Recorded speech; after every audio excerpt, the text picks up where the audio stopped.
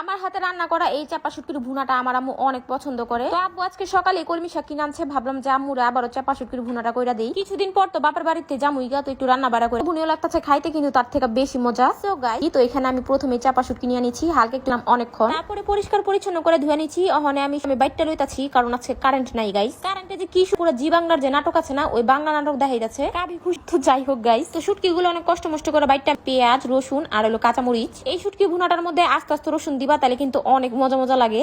মাথার গাম পাড়া ভাজা ভাজা করে লুমু জানি একেবারে শুটকির গ্রানটা মোমো করে পুরো বাসার মধ্যে। এখানে আমি মরিচের গুঁড়া আর হলুদের গুঁড়াটা দিয়ে লইছি।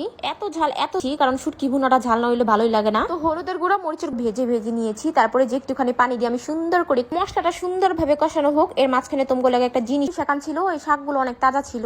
তো এই শাকগুলো আমি পুরাটা রান্ধুমের অর্ধেক আমি নিচ্ছি। শুটকি ভুনার মধ্যে বেশি শাক দিলে শুধু শাক নইব না। আর আজকে শুটকি ভুনাটা কি ইউনিক, মানে আমি এইভাবে রান্না করি শুট করি, তখন কিন্তু শাকটা একেবারে মিহি মিহি করে কাটি না, শুধু মাঝখান দিয়ে একটু কাইটা নেই, মানে দুই ভাগ করে নেই। যেটা তোমরা দেখবারই পারি, আমি তো এমনি বুঝা পারি না, আবার মুখে করে কেমনে বুঝামু। তো শাকটা আমি ধুয়ে সুন্দর করে পরিষ্কার পরিচ্ছন্ন করে ধুয়ে নিয়েছি। আর এখানে কিন্তু ওই তারপরে জনপ্রিয় নাম করা কলমি শাক, ওইটা এখানে দিয়ে দিমু। একেবারে শেষে দিয়ে দিমু। পরিমাণ এমনি রান্না করে খাইতে ভালো লাগে না, তো আমি এমনি রান্না করি। একেবারে প্রথমে এক্সপেরিমেন্ট করবার লেগে রানছিলাম, তো রান্নার পরে আমি মনে করো পুরো প্রেমে পড়ে গেছে। মানে উনারও না খাইলে ভালো লাগে না, আমারও না খাইলে ভালো লাগে না, দিন চলতেছে খাওয়ার উপরে গাইস। তো যাই হোক, এখানে দেখো কি সুন্দর পর্যন্ত রান্না করে লইবা, একেবারে ভাজা ভাজা করে হলো না, তাহলে কিন্তু মজা লাগবে। পানি রাখলেও মজা লাগবে না। এই যে দেখো কি সুন্দর কি সুন্দর কি সুন্দর। সময় মতো রান্না করার পরে আমি এখানে খাইবার বয়া পড়ছি।